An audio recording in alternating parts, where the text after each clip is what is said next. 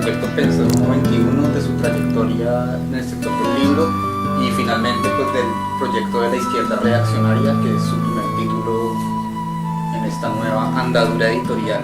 El siguiente tema que quisiera abordar es en qué momento y por cuál motivación te reconviertes para entrar a ser un empresario del sector digital. La experiencia de editor económica y financieramente fracasó, mi experiencia como editor. Pasada esta etapa, inicio dos caminos paralelos. Con los conocimientos que el proceso editorial, el mundo editorial me había dado en cuanto a producción, desarrollo una línea de trabajo como productor gráfico, es decir, doy servicio a todo tipo de empresas o instituciones y le produzco sus materiales, le hace folletos, catálogos, es decir, cualquier tipo de material gráfico impreso. Ahí nos ocupábamos tanto de la fase del diseño, creación, como también de la gestión de imprimir de modo de entregar el producto terminado. Esta fue una línea. Y paralelamente nos metimos en el ámbito de la cultura con un proyecto de teatro dirigido fundamentalmente al ámbito de enseñanza de inglés. Vinculando esto con la experiencia y el conocimiento del mercado de enseñanza del inglés que yo había obtenido en la librería York House. Contratábamos obras de teatro y luego produjimos obras de teatro de pequeño formato que las movíamos por distintas ciudades españolas. De algún modo estos dos caminos, por distintas circunstancias, vuelven a reunirse.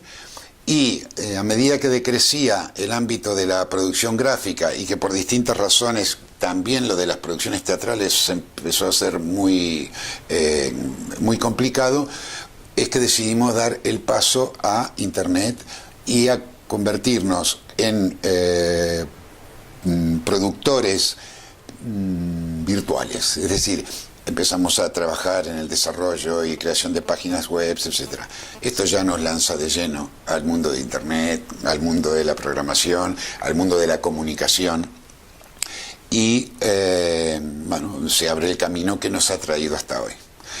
Paralelamente, mis hijos desarrollaban su camino particular, mucho más ligado al tema del audiovisual en la red.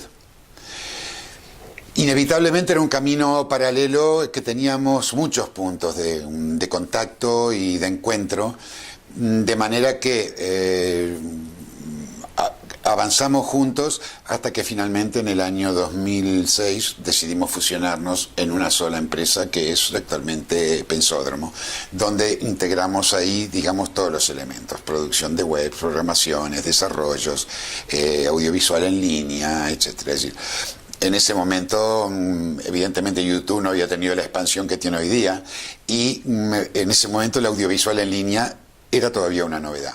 En este proceso empezamos a contactar a dar servicios editoriales y de alguna manera aquí se produce una especie de fusión entre trato con clientes, intereses personales, amor por una profesión, tratar de entender los desafíos que las nuevas tecnologías hacen en ese sector, y eso nos lleva invariablemente a empezar a trabajar y a reflexionar sobre cómo afectan las nuevas tecnologías al mundo de la edición. Y de ahí a llegar a Edición 21, pues hay un recorrido en el cual ha habido un diálogo muy fructífero con muchas otras personas, donde ha habido intercambio de ideas, de opiniones, y donde ha habido también una experiencia de contacto directo con editores. Pensódromo 21 es un proyecto que está, digamos, muy vinculado con Conrado Molina, el editor de Lingua. Entonces yo quisiera saber en qué circunstancias y en qué momento se da ese encuentro con Conrado y cuál es el papel que juega ese encuentro en el surgimiento de este proyecto. Nuestro encuentro con Conrado se remonta al Liber de Barcelona del año 2007. Justamente en un panel donde el recién llegado Luis Collado a Google estaba empezando a explicar a las primeras pinceladas del famoso programa de Google Book Search, y sufriendo todo tipo de ataques de los editores que estaban allí presentes. En ese momento se levanta un joven desconocido que empieza a hacerle una serie de preguntas que tienen que ver con la propia mecánica y funcionamiento de Google Book Search. Y esta persona era Rado. El papel que juega Rado Molina de Lincua en este proceso que estamos desarrollando como Pensódromo es muy importante. Yo diría que tiene tres patas principales. Una, la del ámbito tecnológico. Rado realmente tiene un amplísimo dominio y una larga experiencia en todo lo que es el tema, ya no solo digitalización y edición de ebooks, sino a la vez una búsqueda permanente de automatización de procesos y gestión de protocolos de protocolos de edición. Por otro lado, el concepto que tiene Rado del fondo editorial como un corpus, donde los libros son manifestaciones de ese corpus o puertas de entrada a ese corpus, y el concepto de desarrollar un corpus interrelacionado entre sí. Y en tercer lugar, fundamental, y es que el proceso que ha hecho Rado como editor le ha permitido en un X periodo de tiempo generar un fondo de entre 1.500 y 2.000 títulos, volumen. Y el volumen es fundamental, porque si hoy nosotros como editores de Pensódromo quisiéramos inyectar un libro que hemos publicado en las redes, prácticamente sería prácticamente imposible. Coeditando y asociándonos con Rado nos permite aprovechar una red que Rado ha generado con su esfuerzo y que está sostenida por un volumen editorial significativo. Poner en marcha el proyecto de Pensódromo, el proyecto editorial de Pensódromo 21, ¿vale? Porque yo diría que Pensódromo 21 es algo más amplio que solamente el proyecto editorial. Surge a partir de este encuentro y diálogo con Rado. Es decir, todas estas ideas y esta concepción que tiene Rado, que encontramos sumamente interesante y desafiante e innovadora, se complementa con el discurso que nosotros, en un proceso que que recorrió la revista Toclan, el Observatorio de la Edición 21, el Observatorio Americano de la Edición Independiente, etcétera, un discurso y un intercambio sobre los conceptos de nueva edición. Rado tenía la intención, pero todavía su actividad seguía inevitablemente vinculada al libro objeto. Entiéndase libro objeto en distintos formatos, es decir, papel, electrónico, etcétera, pero libro objeto. Como unidad de contenido. Como unidad de contenido. Es decir, entonces, en este sentido, esta asociación permite reunir fortalezas y debilidades de cada uno. Nosotros aportamos no solo un discurso, sino también una capacidad de comunicación, y de algún modo no habíamos estado encerrados en nuestro proceso, ¿no? Rado no es que se encerrara, pero había estado encerrado produciendo y generando su volumen editorial, y de algún modo su pata más débil era la posibilidad de comunicar y poner en red su proyecto. ¿Dirías tú el planteamiento de Pensódromo con esta idea de la que han hablado ustedes tanto, de una acción en 360 grados? Bien, yo creo que la imagen más clara para definir esto es entender un contenido desarrollado por un autor o por un conjunto de autores como un corpus. Imaginemos una forma totalmente esférica, atravesada o erizada de radios, todos los máximos posibles, algunos que conocemos, otras que todavía no conocemos, ¿vale? Radios que pueden tener una manifestación en un libro, en un paperback, o en un libro tapadura, o en un libro en un formato predefinido, en un contenido en formato electrónico, en un contenido online. Pero aquí estamos hablando de ese contenido. Otros radios nos llevan a audio, intervenciones del autor, mesas redondas en vídeo o videoconferencias, en fin. Es como una explosión de contenidos en distintas direcciones, ¿vale? Pero que quedan integradas en este concepto, es decir, es una esfera flexible, como es una esfera que todo lo soporta, ¿vale? Pero donde el libro es solamente una parte de ella, o el texto es solo una parte. Bien. Entonces, esto permite también trabajar distintos núcleos temáticos con este mismo concepto. Es como una constelación de esferas, que cada esfera tiene una cierta unidad, pero luego también se establecen conexiones entre las propias esferas. Este sería un poco el concepto. ¿Podrías explicarnos cuáles han sido las fases de desarrollo de Pensódromo 21 como proyecto editorial? Una vez que nosotros definimos, por decirlo de alguna manera, ese marco teórico de la nueva edición y acoplamos toda la tecnología y la capacidad, digamos, de producción editorial que aporta Lincua, se trata de salir a buscar un autor y un tema para desarrollar un proyecto. Uno de los lemas con los cuales estamos ahora promocionando el que está en curso, que es la izquierda reaccionaria, es precisamente ese: un autor, un tema, un proyecto editorial. ¿Cuál es el modelo de producción de Pensódromo 21? Puedo explicarte lo que estamos aprendiendo, porque Editor 21 no se nace, se hace. Definir un autor, definir un texto y convertir eso en proyecto implica para el editor no solo la selección de ese texto, sino decir, bueno, ¿cómo puedo yo enriquecer este texto para contribuir a que se convierta en un corpus? En una primera fase, bueno, es decir, es mediante la incorporación de enlaces externos que nos derivan a noticias, a significados, a contenidos, a referencias, etc. Hay muchas más cosas para enriquecer. Es un proceso complicado.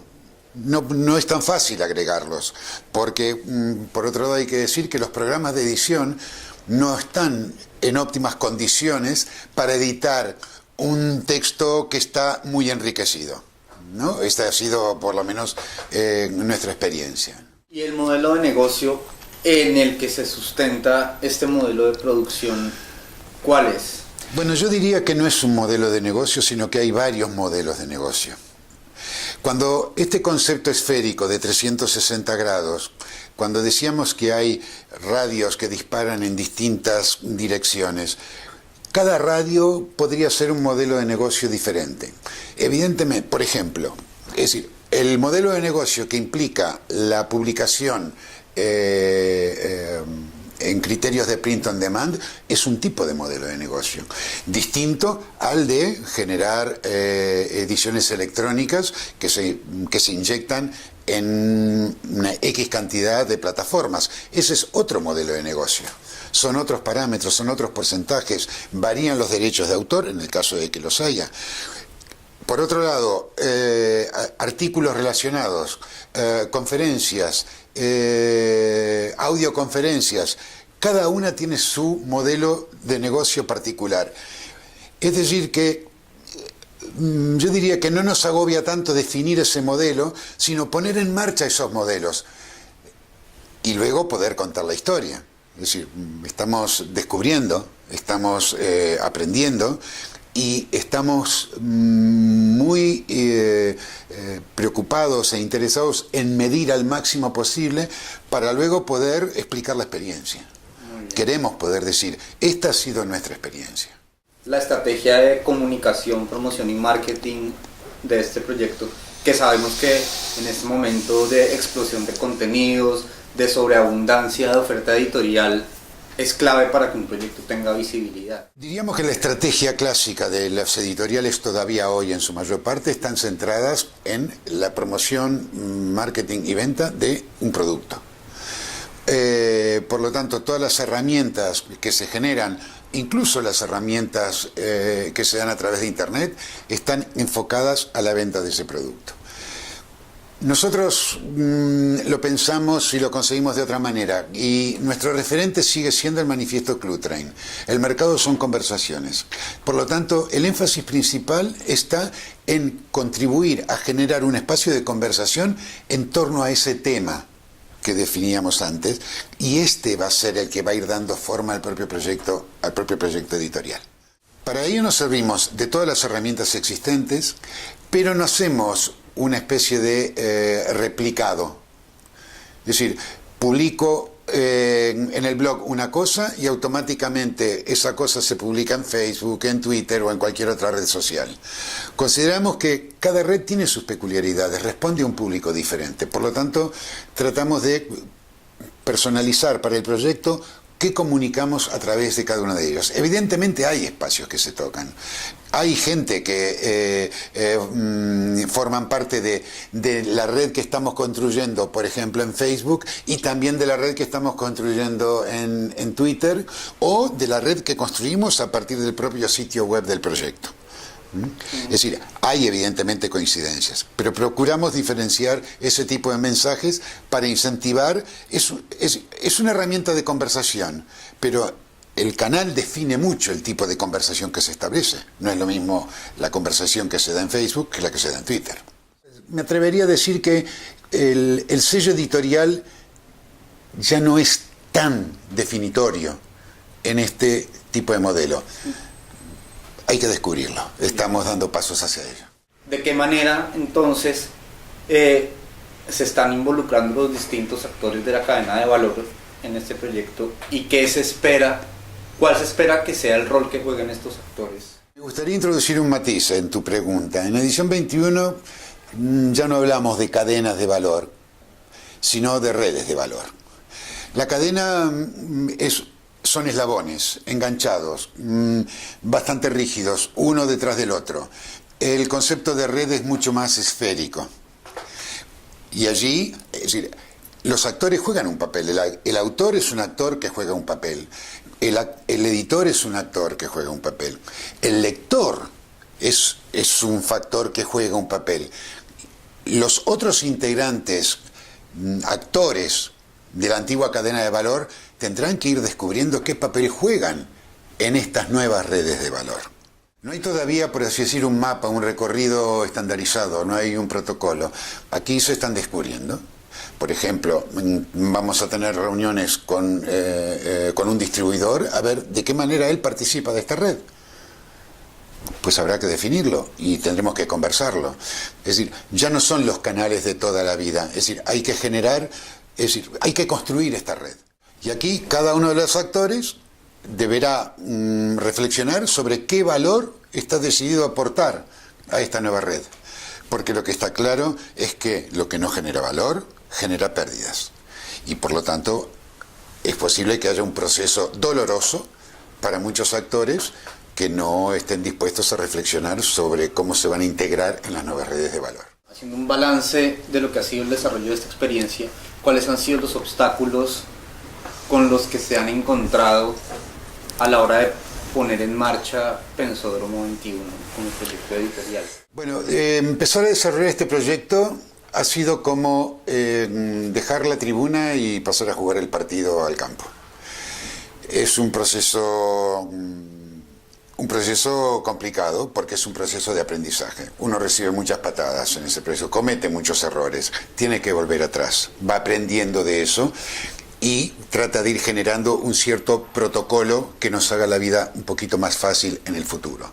Convertir las ideas de edición 21 en un servicio de edición 21 requiere un proceso que estamos haciendo de ensayo-error.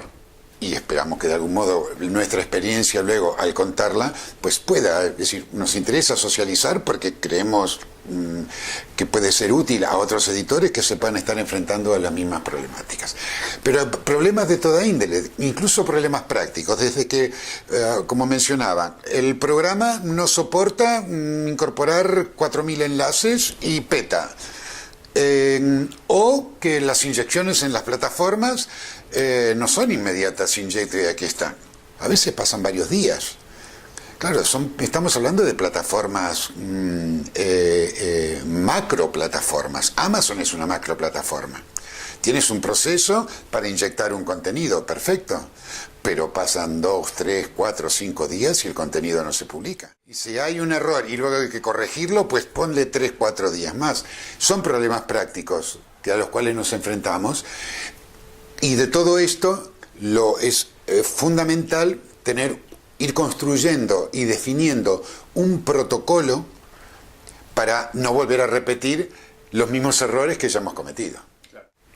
Y por último, y last but not least, no por ello menos importante, todo este proceso pues lo estamos encarando como un desafío nuestro, con nuestros propios recursos. Aquí no hay nadie que esté subvencionando este nuevo desarrollo de Edición 21. De manera que de alguna manera también estamos testeando realmente si el nuestro puede ser un aporte de valor, cosa que tendrá que demostrarse. Bien, siendo tú una persona que viene del sector de la edición tradicional con una trayectoria en distintos eslabones de la cadena, que se reconvierte para transformarse en empresario del mundo digital y que luego vuelve al mundo de la edición, pero desde otra perspectiva, a partir de esa transformación que sufres en la parte profesional, ¿cuál sería el contraste que estableces entre el ejercicio de la edición desde una perspectiva tradicional y el ejercicio de la actividad editorial desde una perspectiva, como llaman ustedes, edición 21? La edición tradicional, con todos sus valores, que los tiene, ¿no? Es decir, hemos conocido y conocemos grandísimos editores que nos han alegrado la vida con lo que nos han ofrecido, se mueve en torno a un paradigma libro. La edición 21, yo diría que se mueve en torno a un paradigma corpus, y en ese sentido el rol del editor creo que es bastante distinto. Es decir, yo diría que el editor tradicional es un seleccionador que nos ofrece el resultado de su selección en un objeto. ¿Bien? Y que le imprime su sello propio. Podemos conocer a muchos editores sus gustos a través de lo que ellos han decidido editar. El editor 21 también hace un proceso de selección, pero es decir, también hace una labor que yo creo que puede ser creativa cuando se plantea el enriquecimiento de ese contenido, ¿vale? Y que es un enriquecimiento, pero que busca el diálogo con su red, porque la red también enriquece ese contenido. Este proyecto acaba de salir a la luz hace 10 días y seguramente sea un poco prematuro hacer un balance en este momento, pero aún así quisiera saber cómo ha sido la acogida que ha tenido el proyecto hasta el momento y qué feedback han recibido ustedes. En esta primera etapa de lanzamiento nosotros, digamos, hemos adoptado por capacidad y por decisión, diríamos, una especie de política de círculos concéntricos. La primera comunicación ha sido lo que nosotros llamamos nuestra red chica. Es decir, todos aquellos colegas o personas con los que hemos venido dialogando e intercambiando durante todos estos años, y en ese sentido las manifestaciones de apoyo prácticamente han sido generales. Muchos los han repercutido en sus distintos espacios y realmente es como que les ha ilusionado que nos lanzáramos con este proyecto. Y eso es de agradecer, porque cuando algo cuesta dar a luz, sentir el apoyo de los otros es importante. Un feedback de una red más amplia todavía es muy pronto para poder evaluarlo. Este papel de las redes también es decir, no solo es importante para nosotros el feedback, sino también el aporte que nos pueden dar, que nos marquen un error, que nos indiquen una opción nueva, es decir, de algún modo que alimenten este corpus líquido con distintas interacciones.